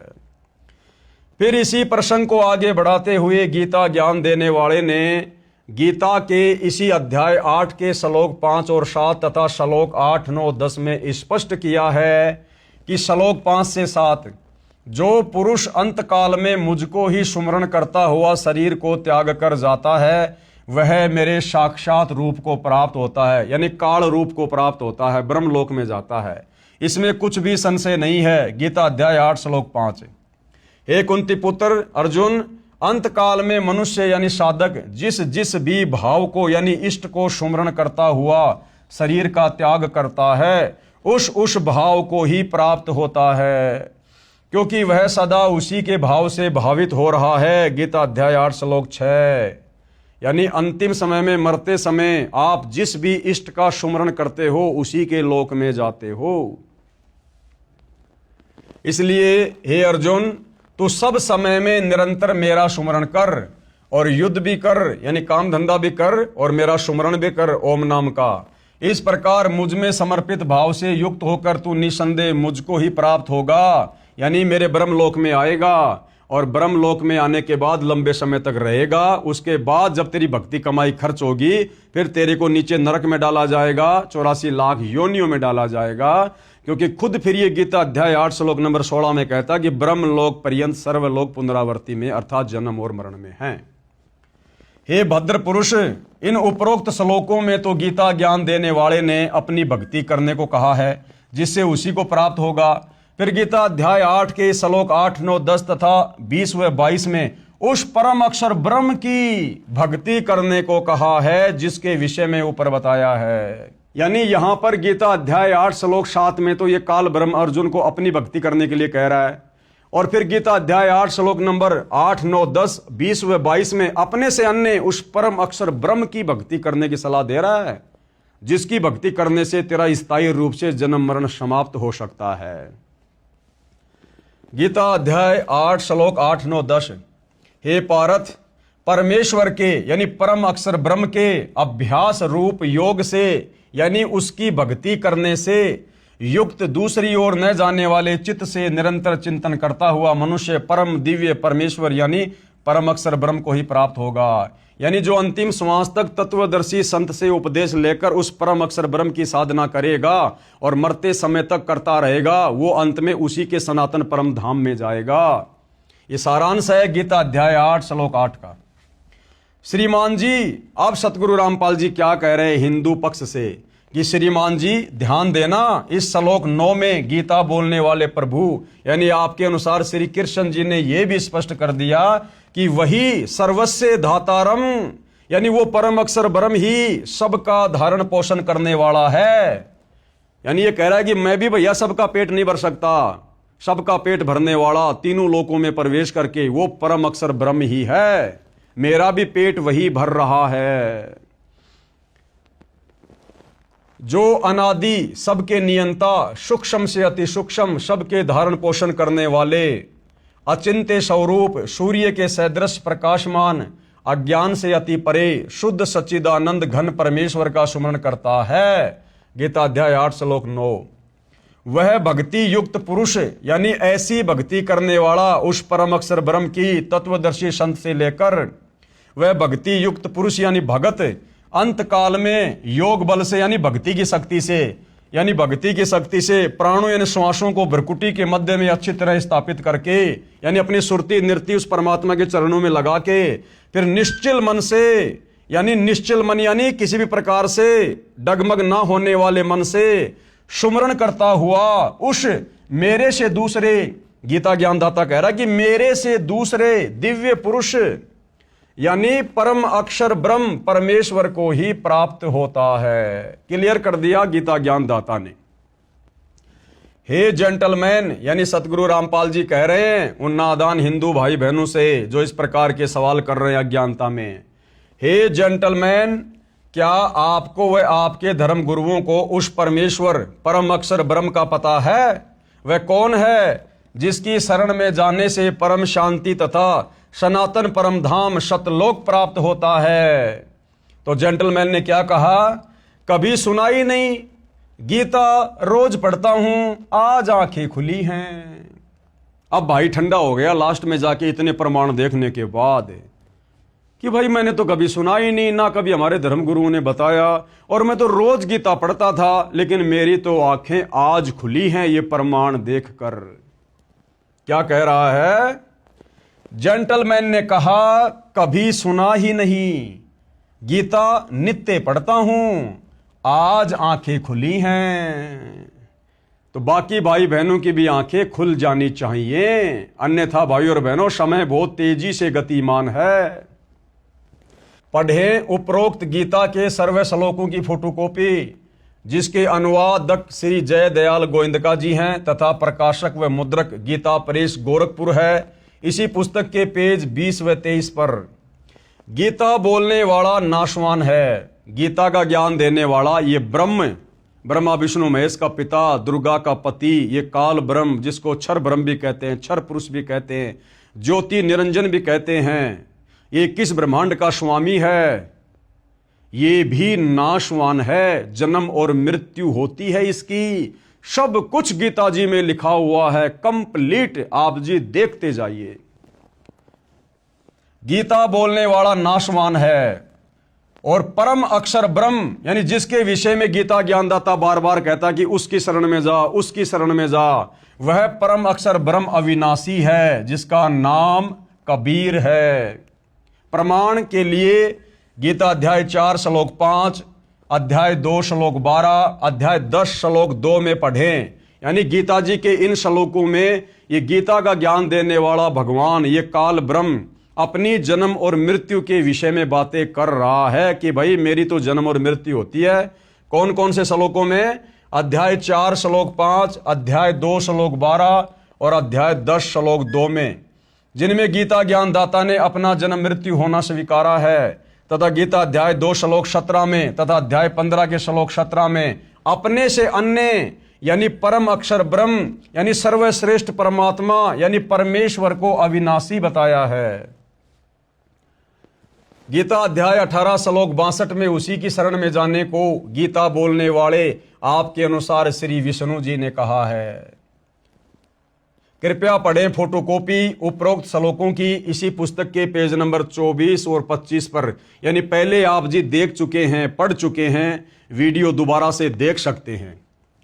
भ्रम निवारण गीता अध्याय 15 श्लोक 18 में गीता ज्ञानदाता ने बताया है कि मैं लोकवेद यानी दंत कथा के आधार से पुरुषोत्तम प्रसिद्ध हूं, क्योंकि मैं अपने अंतर्गत सब प्राणियों से उत्तम हूं। गीता अध्याय 15 श्लोक नंबर 18 में ये अपने आप को पुरुषोत्तम कहता है। तो बहुत सारे लोगों को शंका हो जाती है कि जी ये जो गीता बोलने वाला भगवान है जिसको आप काल ब्रह्म कह रहे हैं, ये तो गीता अध्याय 18 श्लोक नंबर 15 में अपने आप को पुरुषोत्तम कह रहा है कि मैं तो पुरुषों में सबसे उत्तम हूं, यानी भगवानों में सबसे सर्वश्रेष्ठ हूं। तो गुरुदेव भगवान कह रहे हैं कि भैया थोड़ा समझने की कोशिश करो, ये अपने आप को पुरुषोत्तम क्यों कह रहा है? अगर ये वास्तव में पुरुषोत्तम होता तो अपने से अन्य किसी और भगवान की शरण में जाने को नहीं कहता। यदि ये स्वयं ही पुरुषोत्तम होता तो ये स्वयं गीता अध्याय 15 श्लोक नंबर 17 में ये नहीं कहता कि उत्तम पुरुष है तू अन्य परमात्मा इति उधारते, यानी उत्तम पुरुष, उत्तम भगवान, सर्वश्रेष्ठ भगवान तो कोई और ही है जिसको परमात्मा कह सकते हैं। तो गीता अध्याय 15 श्लोक नंबर 18 में जो ये अपने विषय में पुरुषोत्तम कह रहा है, क्यों कह रहा है? ये कह रहा है कि मैं तो लोक वेद के आधार से पुरुषोत्तम बना हुआ हूं। यानी इन साधु संत महर्षियों को, ऋषियों को, इनको वेद ज्ञान नहीं था, गीता ज्ञान नहीं था, जिस कारण से मेरे से ऊपर उस अविनाशी परमात्मा की जानकारी ये प्राप्त नहीं कर पाए, और इन्होंने केवल मेरे को ही परमात्मा घोषित कर दिया, पुरुषों में उत्तम पुरुषोत्तम घोषित कर दिया कि भैया इस ब्रह्म से बढ़कर दूसरा कोई भगवान नहीं, कोई परमात्मा नहीं। जबकि ये ब्रह्म तो खुद गीता में बार बार अध्याय 18 श्लोक 66 में कह रहा कि तू उस परमेश्वर की शरण में जा। तो इन ऋषि मुनियों ने वेदों को अच्छे से पढ़ा नहीं, पढ़ा तो समझा नहीं, क्योंकि समझ में आएंगे तत्वदर्शी संत की शरण में आने से, और तत्वदर्शी संत इनको मिला नहीं, मिला तो इन्होंने स्वीकार नहीं किया मान बढ़ाई में आके, जिस कारण से ये लोग गीता के ज्ञान को समझ नहीं पाए, और इस ब्रह्म से ऊपर इन्होंने और किसी को भगवान नहीं माना, जिस कारण से ये लोग ब्रह्म को लोक वेद के माध्यम से, सुनी सुनाई बातों के माध्यम से पुरुषोत्तम कह रहे हैं। भ्रम निवारण गीता अध्याय 15 श्लोक 18 में गीता ज्ञानदाता ने बताया है कि मैं लोक वेद यानी दंत कथा के आधार से पुरुषोत्तम प्रसिद्ध हूं, क्योंकि मैं अपने अंतर्गत सब प्राणियों से उत्तम हूं, क्योंकि ये 21 ब्रह्मांड का राजा है, और ये बाकी जितने भी प्राणी हैं, देवी दुर्गा, ब्रह्मा विष्णु महेश, 33 करोड़ देवी देवता, 88,000 ऋषि, 9 नाथ 84 सिद्ध, बाकी यहाँ के छोटे मोटे गुरुजन, आचार्य, शंकराचार्य, ये सब इस काल के अंतर्गत हैं 21 ब्रह्मांड में। इसलिए लोक वेद के आधार से, दंत कथा के आधार से, गीता और वेदों का संपूर्ण ज्ञान ना होने की वजह से हमारे धर्मगुरुओं ने इस ब्रह्म से ऊपर किसी को जाना नहीं, पहचाना नहीं, गीता को समझ नहीं पाए। इस कारण से हमारे ऋषि मुनियों ने, धर्मगुरुओं ने इस ब्रह्म को ही पुरुषोत्तम घोषित कर दिया। तो ये गीता ज्ञानदाता कह रहा है कि भैया मैं पुरुषोत्तम नहीं हूं, मैंने तो गीता अध्याय 15 श्लोक नंबर 17 में बता दिया कि उत्तम पुरुष है तू अन्य परमात्मा इति उधारते, ये लोक तरम अवश्य विभर्ति अवय ईश्वर है, कि भाई उत्तम परमेश्वर, उत्तम परमात्मा, उत्तम पुरुष, सर्वश्रेष्ठ भगवान तो मेरे से अन्य है, जो परम अक्षर ब्रह्म है, जो सनातन परम धाम में रहता है। विचार करो, गीता ज्ञानदाता ने गीता अध्याय 8 श्लोक 3 में परम अक्षर ब्रह्म अपने से अन्य बताया है, श्लोक 5 और 7 में अपनी भक्ति करने को कहा है, तथा गीता अध्याय 8 के श्लोक 8, 9, 10, 20 व 22 में अपने से अन्य परम अक्षर ब्रह्म, उस पुरुषोत्तम की यानी परम अक्षर पुरुष, सच्चिदानंद घन ब्रह्म यानी दिव्य परम पुरुष परमेश्वर की भक्ति करने को कहा है। फिर भला ये अपने आप को पुरुषोत्तम कैसे कहेगा? पुरुषोत्तम तो इसको हमारे ज्ञानहीन धर्म गुरुओं ने मान रखा है। गीता अध्याय 8 श्लोक 9 में भी उसी को सबका धारण पोषण करने वाला बताया है। इसी प्रकार गीता अध्याय 15 श्लोक 17 में अपने से अन्य परम अक्षर पुरुष को पुरुषोत्तम कहा है। उसी को सबका धारण पोषण करने वाला अविनाशी कहा है। फिर गीता अध्याय 15 श्लोक 18 में अपनी स्थिति बताई है कि मैं तो लोकवेद यानी सुनी सुनाई बातों दंत कथाओं के आधार से पुरुषोत्तम प्रसिद्ध हूं। वास्तव में पुरुषोत्तम तो ऊपर गीता अध्याय 15 श्लोक 17 में बता दिया कि वो परम अक्षर ब्रह्म है, जो तीनों लोकों में प्रवेश करके सबका धारण पोषण करता है, जो सतलोक में रहता है। कबीर देव कुछ एक व्यक्ति श्लोक 18 को पढ़कर कहते हैं कि देखो, गीता ज्ञान देने वाला अपने को पुरुषोत्तम कह रहा है, इससे अन्य कोई पुरुषोत्तम नहीं है। उसकी मूर्ख सोच का उत्तर ऊपर स्पष्ट कर दिया है। तो गुरुदेव कहते हैं जो लोग इस प्रकार से गीता के ज्ञान को अच्छे से ना समझ कर इस काल ब्रह्म को ही पुरुषोत्तम मान के बैठे हैं, गुरुदेव कह रहे हैं कि ऊपर के श्लोकों में उनकी सारी शंकाओं का समाधान कर दिया है कि ये काल ब्रह्म तो हमारे ज्ञानहीन धर्म गुरुओं की नादानी के कारण सुनी सुनाई बातें और लोकवेद दंत कथाओं के आधार से पुरुषोत्तम बना हुआ है, जबकि ये पुरुषोत्तम नहीं है। पुरुषोत्तम तो परम अक्षर ब्रह्म है। और भाइयों और बहनों, निसंदेह वह परम अक्षर ब्रह्म वर्तमान में तत्वदर्शी संत की भूमिका में सतगुरु रामपाल जी के नाम से धरती पर प्रकट है।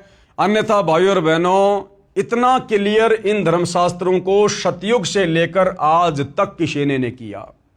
ब्रह्मा जी ने भी क्लियर नहीं किया, विष्णु जी ने भी क्लियर नहीं किया। शंकर जी तो बेचारा तपस्वी है, वो तो ध्यान लगा के बैठा रहता है, उसको कहां से वेदों का ज्ञान होगा। और जब इन तीनों देवताओं को वेदों का ज्ञान नहीं है तो बाकी सभी तीनों देवताओं के अंतर्गत हैं। फिर इस धरती के तपस्वियों को, मुनियों को, ऋषियों को, आचार्य शंकराचार्यों को भला कहां से वेद ज्ञान, कहां से गीता ज्ञान होगा। तो भाइयों और बहनों, इस तत्वदर्शी संत की यानी सतगुरु रामपाल जी के द्वारा बताई गई साधना के अभाव में सतयुग से लेकर वर्तमान समय तक हमारे ये बड़े बड़े ऋषि मुनि महात्मा संत ये 184 योनियों में गोते खा रहे हैं। ये अपनी झूठी महिमा करके, वेद विरुद्ध साधना करके, तपस्या करके, समाधि लगा के, किसी को लाभ देके, किसी को श्राप देके दुनिया में झूठी महिमा बना के बैठे हुए थे। अब सतगुरु रामपाल जी ने आकर एडी से लेकर चोटी तक यानी एक छोटे से धर्मगुरु से लेकर और 21 ब्रह्मांड के स्वामी ज्योति निरंजन काल ब्रह्म तक की पोल पट्टी प्रमाणों के साथ हमारे ही पवित्र सदग्रंथों को दिखा दिखाकर खोल दी है। अब भी अगर कोई हिंदू धर्म से जुड़ा हुआ भाई बहन नहीं समझेगा तो भाई फिर धिक्कार है उसके जीवन को। और अभी तो शुरुआत है भाइयों और बहनों, और अभी तो इसके ऊपर तकरीबन 30-40 वीडियो बनेंगे, सब कुछ क्लियर करवा देंगे सतगुरु रामपाल जी परमेश्वर भक्ति चाहने वाली आत्माओं के लिए। बाकी जिसने भक्ति करनी ही नहीं है, जिसको प्रेत पितर भूतों की योनि में जाना है, जिसको नरक भोगना है, भाई उनके आगे तो फिर भैंस के आगे बीन बजाने जैसा है। बाकी जो नेक आत्मा होंगी, अच्छी आत्मा होंगी, परमात्मा चाहने वाली आत्मा होंगी, वो तो संकेत को ही समझ जाएंगी और अपनी दिशा को तुरंत सतगुरु रामपाल जी से उपदेश लेकर चेंज कर देंगी। तो भाई और बहनों, आज के वीडियो में केवल इतना ही। कल फिर परमेश्वर दया करेंगे, सभी के समक्ष उपस्थित होंगे। तब तक पूज्य गुरुदेव भगवान हम सबको आज्ञा दे, आशीर्वाद दे, हमारा मार्गदर्शन करे। बंदी छोड़ सतगुरु रामपाल जी परमेश्वर जी की जय हो।